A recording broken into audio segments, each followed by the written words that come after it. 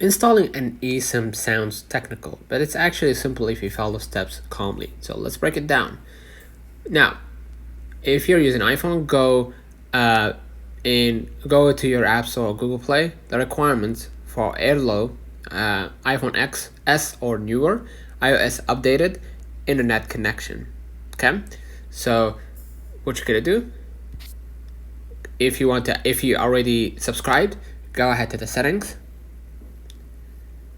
go to the cellular, right, and then add eSIM here, right, and this scans the QR code from Airalo, right, and label it travel data, for example, and keep primary SIM for calls. Okay, so you can see right here, update to the latest version of iOS to transfer your phone number. So go ahead to the general software update and update your iOS here to the latest version. Right, done.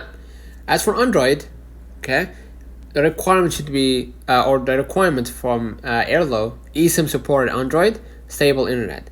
Go to the settings, network and internet, add SIM or eSIM, right, similar to iPhone, and scan the QR code and confirm installation. Some menus vary by brand, but logic is same. Avoid installing without Wi-Fi, right, deleting the eSIM accidentally, turning off the wrong SIM. Installation is one time. After that, switching is just a toggle. Don't forget to like and subscribe. See you in the next one.